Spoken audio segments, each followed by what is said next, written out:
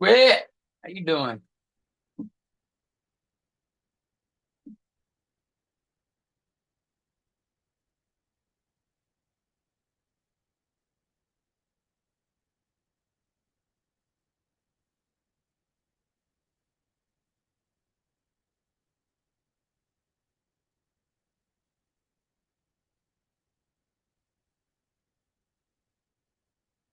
Ryan, welcome to the show, sir.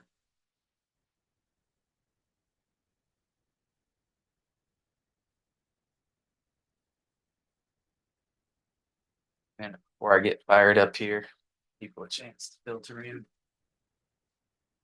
Hey Matt, How are you? doing good, doing good. How are you? Outstanding. I'm excited, motivated. I saw you flying your drone yesterday. I Yeah. Well, think you're fun. ready for Ukraine. What's that? You're ready to go to Ukraine. No. No. Oh, sir. It's a Uh, DJI. yes, sir. It's a DJI Mini 3. I've been trying to get one of those Pocket threes, the one that Xavier has. Oh, yeah. I haven't seen those yet. I have to. I want to. They're nice. Yeah, I got this one a recommendation from the media guys over at Whistle. They said they had larger drones, but they didn't like them. They And it said, already comes with the camera installed. "Yeah, it's getting camera and everything." And dude, it's so easy. Like to, you don't have to set trim on it or nothing. It just hovers. It does everything on its own. Yeah, yeah. It's great. Maybe I might Yeah. invest Well, in I one. mean, only if you really plan to use it, because it's like $600 or something like that. Yeah, maybe later down the road. hmm Yeah. I always wanted one, but I was like, well, I don't have a reason, so yeah, I'm not gonna spend the money unless I can unless I can get a lot of utility out of it, or unless I can get the money back because it's enhancing the business somehow. Yeah. What are you using it for right now? Film, making videos for YouTube.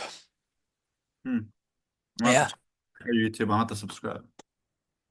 yeah. I'll show you what I'm up to here while I give people a second to jump on. Okay. Oh, I hopped on ninjaselling.com and I got the hot and warm list. So I was filling that out yesterday. Very Very, cool. very cool. Yeah, I liked it a lot. So, Yeah, I love Ninja, man. They're the best. and I got to oh, I saw the piece that you were talking to me about the TSW, Hmm. a mention of it. I don't think it Yeah, went into it. It just said it at the end of a chapter, TSW. yeah.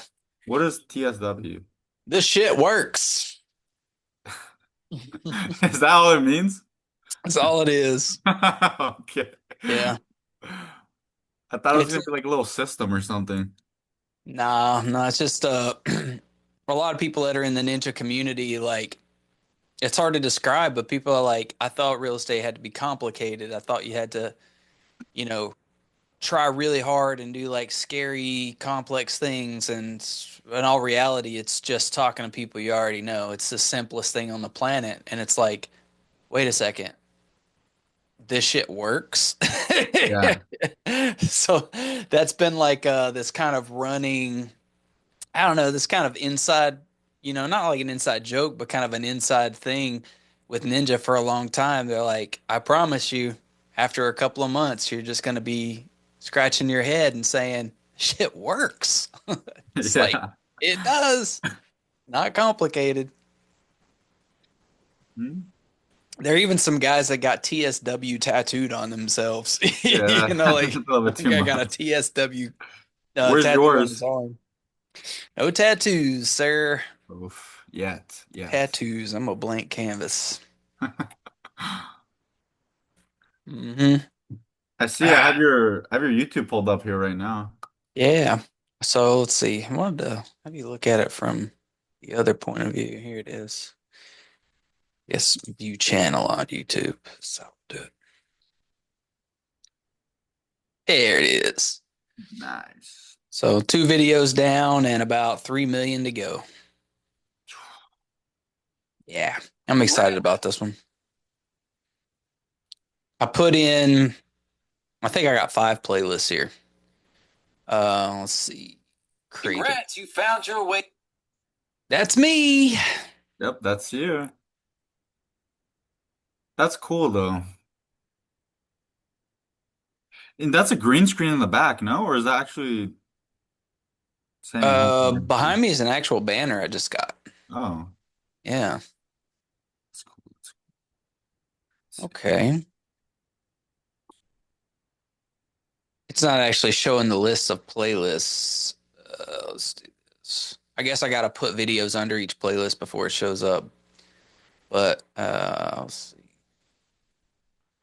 Oh, but you have like you already had the playlist set up, is what you're saying. Exactly. Yeah, I've got them. So I I've only got, got one here. Oh, I see what you're yeah, talking about. that's because I've only got one video under that playlist. But once I drop a video under each one of the other playlists, they'll pop up. Yeah. I'm not doing a For You playlist. I don't know. It's pointless. Oh, the Encyclopedia of Communities looks cool. Yeah, That's that's my big project. That's my kind of like 10-year project. yeah. That one, like what I really want to have by the time all this is done is I want to have like a full catalog of every neighborhood, every community, and every city in San Diego, in the southwest portion of Riverside, like Temecula, Murrieta, Menifee, and all that. That way, anybody that's like, well, fuck, I don't know anything about San Diego, like where where the heck do I want to live? What's up with these communities? Because like you can read a little bit on Google, but it ain't gonna help you out a ton. And you Yeah. can see listings, you can go through Zillow and stuff, and you can see what kind of homes are there, what kind of prices are there, sort of, but doesn't really give you the feeling of what it's like to live there. Like, The rundown. yeah, I'm gonna build this and like let this be like the place that people go to learn about what this region is like for the long haul. And if I do it correctly, probably in about a year, I'll Mm. have most of the neighborhoods covered, at least, at a surface level. And by the time I hit the 5 year mark, it's going to be so in depth that like it'll just be the guide forever. You know what I Yeah, mean? yeah.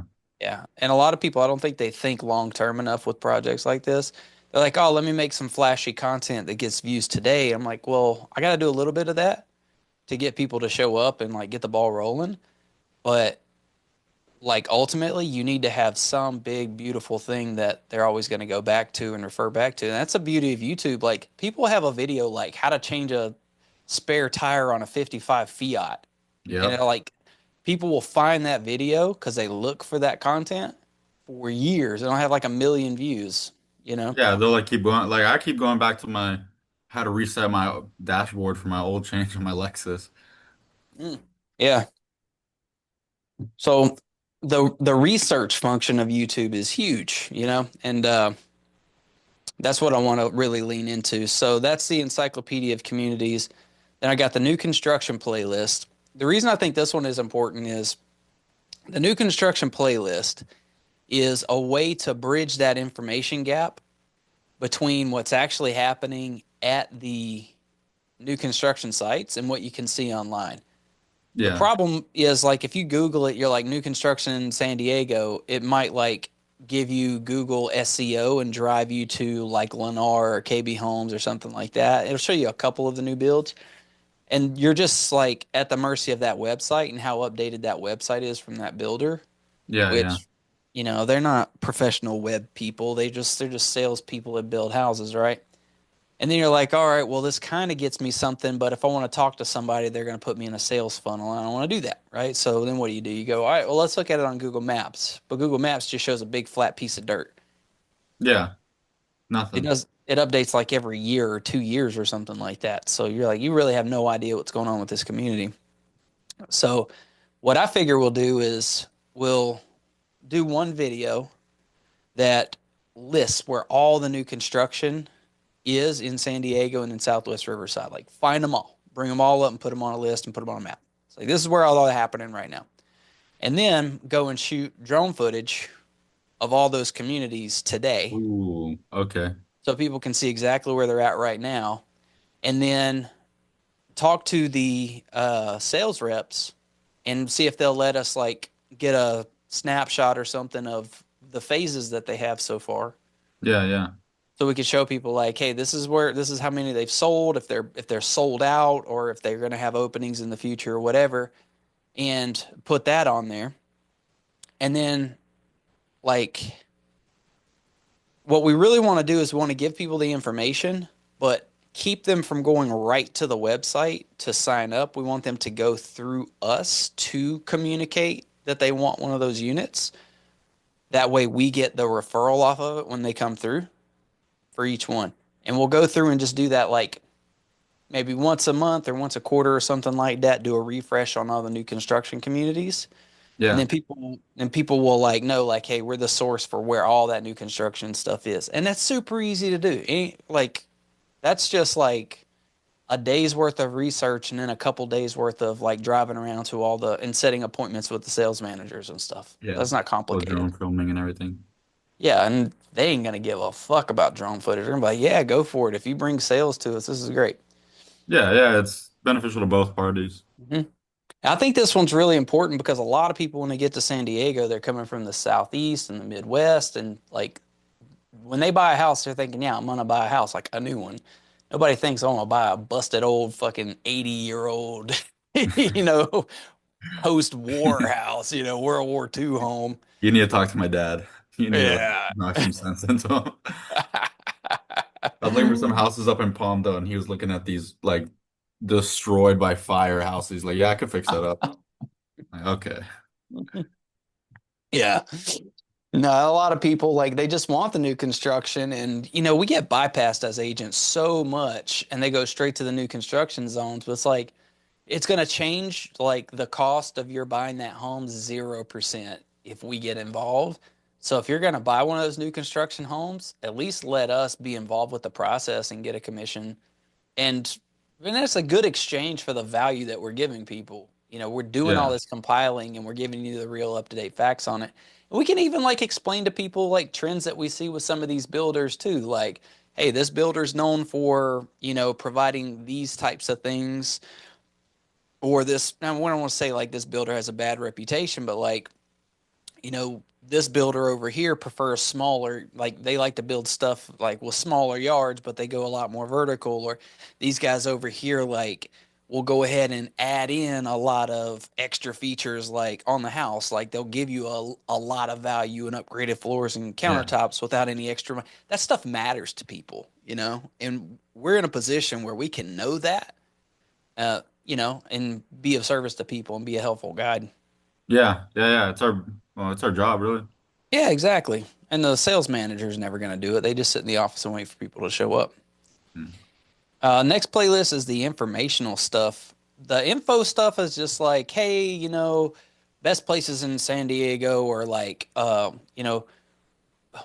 this city just got voted, like cleanest city in San Diego, or Hmm. just the I meant, things that just kind of like top of mind stuff, new updates with communities and stuff like that.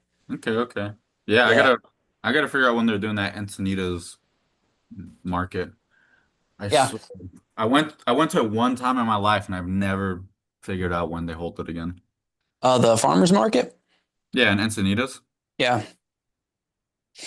Yeah, we can Hmm. do all kinds of stuff like that in here. This is just like good things to know. And it's like anything that strikes us really that we think's important to people, just make a video and put it in there. You know, it's not like, and a lot of that stuff's going to be, it might fade over time, but it'll get good search engine optimization. We'll make that stuff a little bit more clickbait-ish. Not really clickbait, but like catchy headlines with good keyword search, uh, We're gonna have a you know, clickbait title cohesion. video on it. What's that?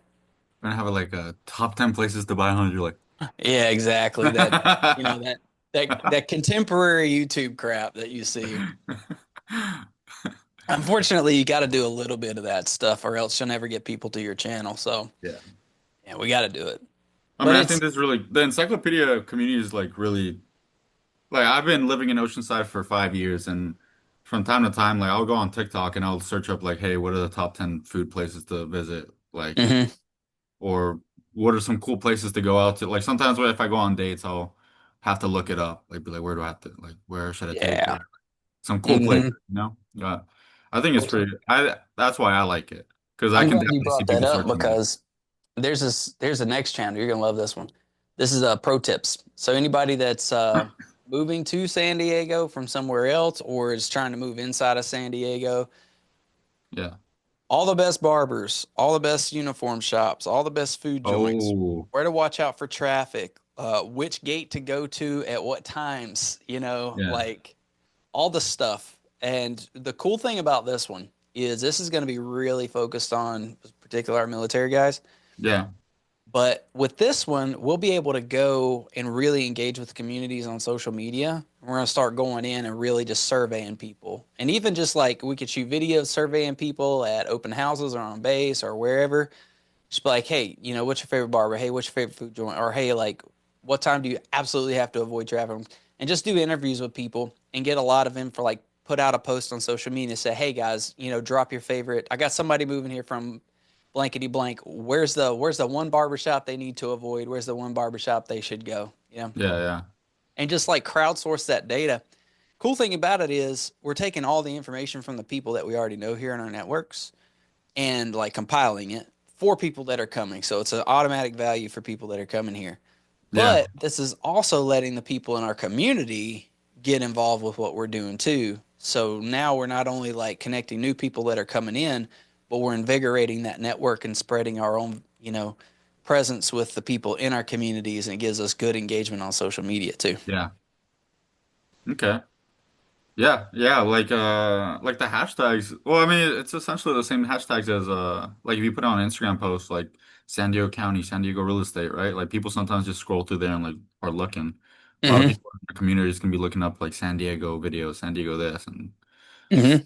I can see that 100%. And we'll drop in on that one. And the last one's just the homeschool. So, like what we're doing right now, just talking about how to do RPAs, for example, or No one's gonna go on here? scripts. Yeah. I did the one from the other day and added it on here. Okay, okay.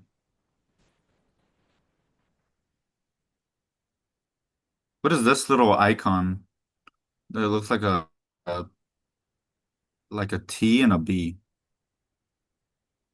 Oh, TubeBuddy. TubeBuddy. Yeah, what is that? It's a tool that I bought that connects to YouTube and it helps me run analytics on the channel and gives me recommendations on keywords and stuff like that for optimization. Hmm. Yeah, it's pretty rad. Man, I have a question that's like totally unrelated, I guess, to this. Sure.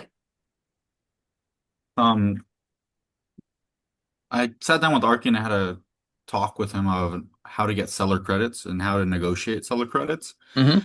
Because up until then, I had thought that the only way you could get seller credits was from inspection findings. And I just wanted to know, like, I wanted to kind of get a more in-depth explanation on how to get them. Because I feel like if you're just waiting on the inspection only, it's just a Hail Mary. It's like you're shooting in the dark. God, I hope it's fucked up so I can get a Yeah, bunch of credits for it. Yeah, no, you can I'll get go mess up credits. the roof. So there, a couple things you need to know is there are limits on how much credit you can get, right? How many dollars you can get, and it's a generally a percentage, and it's a lot of it has to do with the type of loan that you got because Hmm. there are limits on lender credits, but there are also limits on credits that you can get just in a transaction period, right? So the general wisdom is like 4%. This is actually covered in our RPA too, but Okay. 4% is like as much credit as you can get because what they don't want to do is they don't want people essentially like making the real estate transaction primarily about getting rebates and cash back as opposed to just buying homes. Yeah. And that money that you get back, there essentially needs to be a way to spend that within the transaction. Hmm. Um, so think about it this way: if someone were to take a loan for $1 million and the house is only $900,000, and they're asking for the seller to give them a rebate of 100 grand, well, basically what they did was they extracted 100,000 cash out of a loan, and the bank only has a $900,000 home to show for it. That's not what they're all about. They're Yeah. That's not what they're trying to do. But if you needed $50,000 for closing costs, for repairs, for other things, and you can spend it inside that transaction, that makes sense. Yeah, there it's convenient for the lender or the bank because they're actually getting in. Like, it's either they give them the seller credits, they have no loan out, or give them Hmm. the seller credit, they are able to get into the loan, right? Hmm.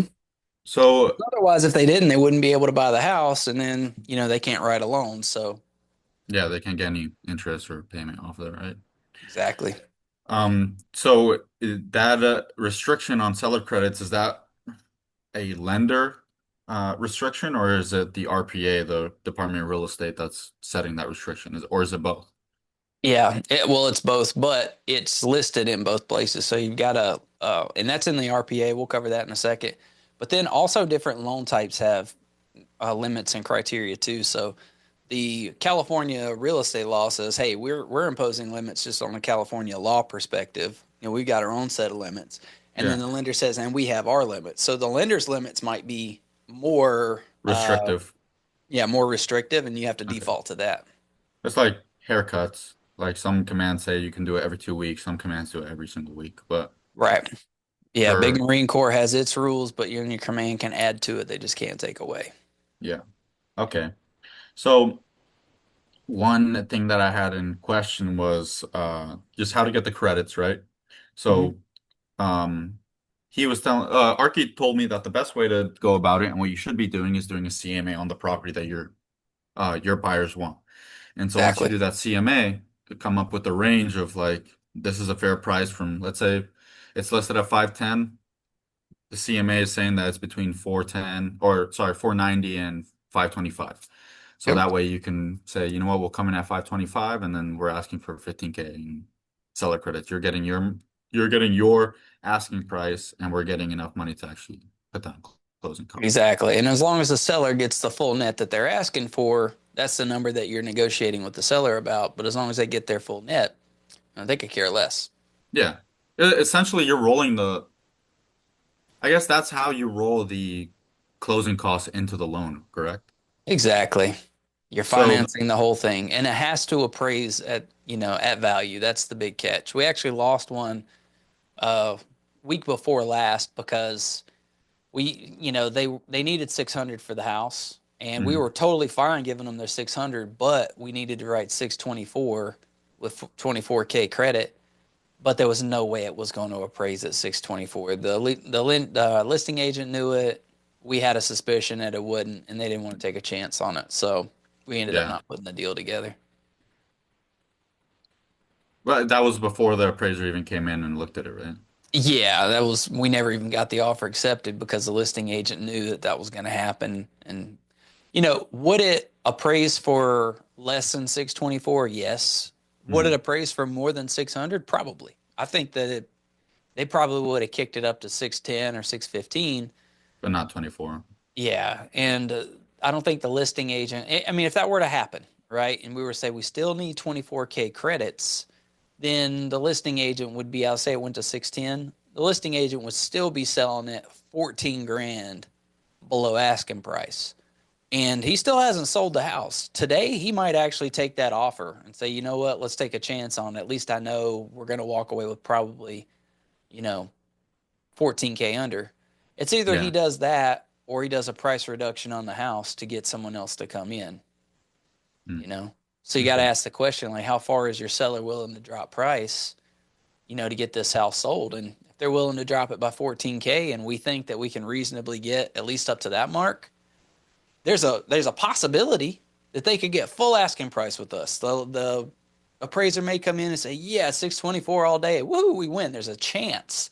If he does a price reduction, there's no chance that they're going to get full asking price. Like, Yeah. so to me, like, if they're going to do a 10 or $15,000 drop, why not take a flyer on us? At least it gives you the option. Yeah. Yeah. But I mean, what are the repercussions of like the appraiser coming in and saying, actually, it's not worth this much?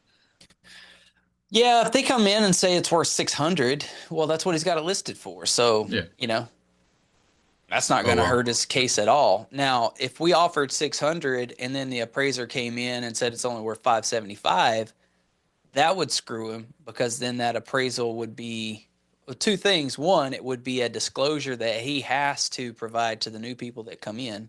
He Yeah. has to say, "Hey, we had an appraisal on it, and I can't hide this from you." And it came in at 575. And also, if another person comes along that's a, in this case, a VA loan, well, there's nothing they could do because that VA loan is stuck with the property for 6 months. So all new VA loans that would come in at that point would be subject to that same low appraisal. Yeah, yeah. Okay. Yeah. But, So, we would be shooting for 624, and the reason I like that is because we're really trying to push the appraiser to justify 624. And we know that it's going to go above 600 if we do that because, we're pushing him to justify a higher price point. It's not going to go below 600. Very, very, very low likelihood to go below 600, as yeah. opposed to somebody else who's going to make an offer at 600 who might get a lower appraisal than 600 because they just Yeah, didn't yeah. set the bar high enough with the appraiser. Okay. So that's when so when Arky was explaining all this to me, he said that you have to run a CMA on it, right? And like you and I have talked about before, obviously you're teaching us how to do CMAs and we're pretty well versed on CMAs, but there's some real estate agents out there that they don't know how to do CMAs, right? Like it They might. can't CMA their way out of a wet paper bag. So have you ever had an issue with trying to negotiate for seller credit saying, hey, my CMA rendered me a range from 490 to 525. You have it listed for 510. Have you ever had an issue where they conducted a CMA, but because they weren't too good at doing them? Like, obviously, the CMAs aren't going to be exactly alike, but they should be landing around the Yeah. same. Everybody's going to come up with a completely different number. Yeah. But it's usually around the same range, correct? Sometimes it's not. So, yeah, I guess that's my question. Have you ever ran into an issue with somebody where it was like it was completely different and it wasn't helping your case? Like how did you kind of get around that? Listing agents that have a completely different idea of what the value is. Mhm. Yeah. You do the best you can, right? You do the CMA on it, you present the CMA to the listing agent, and they either take it or they don't. Most of the time, they don't pay any attention to what you, Have to came say. up with. Yeah, because as far as they're concerned, they know what their numbers are, and that's what they're going to default to. And they're not going to let you change their mind.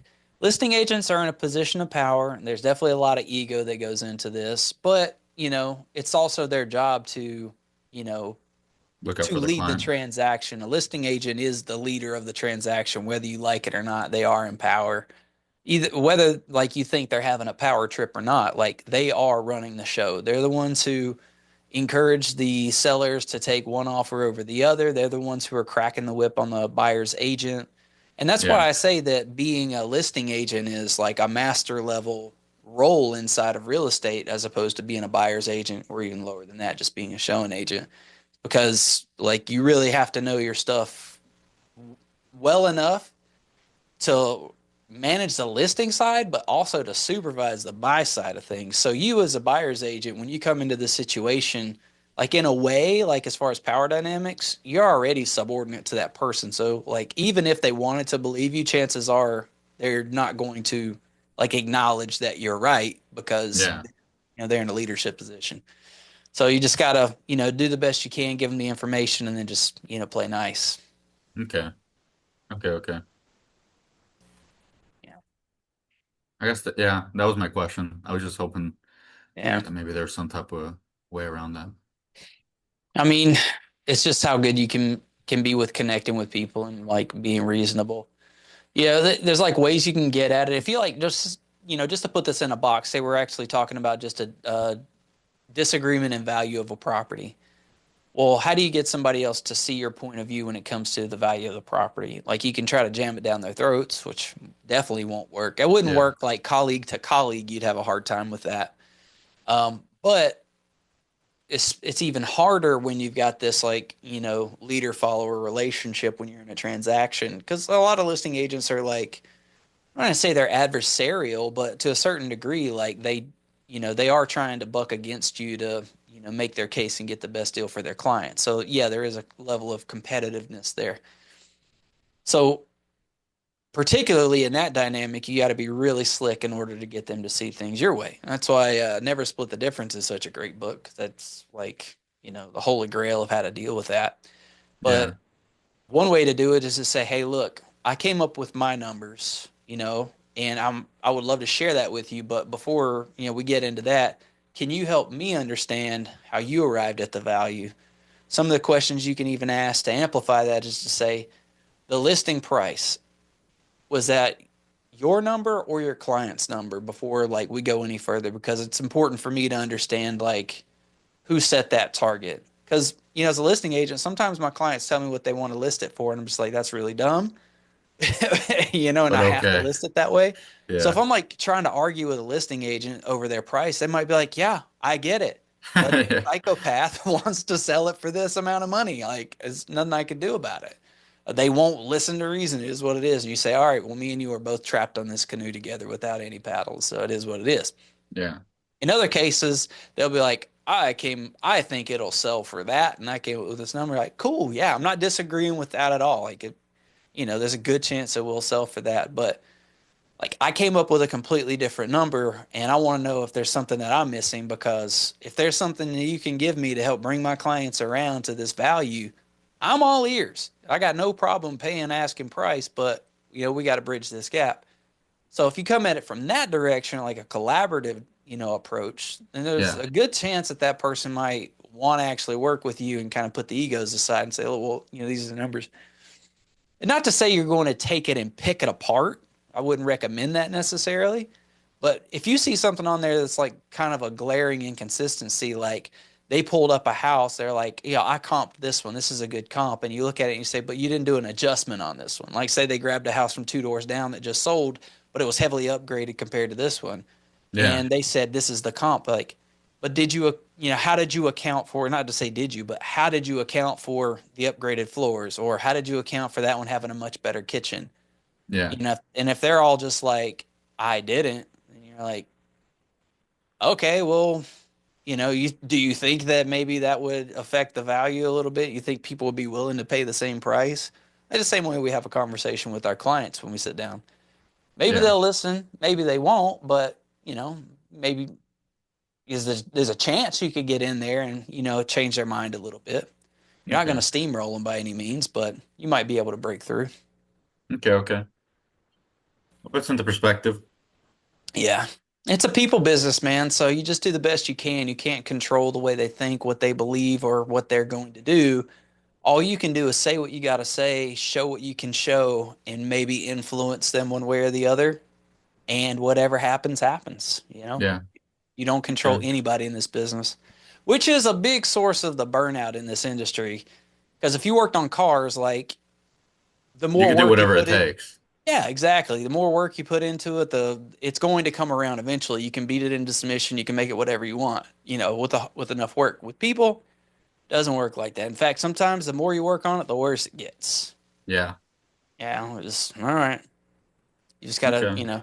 and that's why prospecting is so important.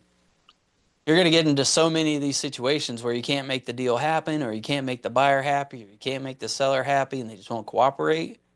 You can't change Force them. them.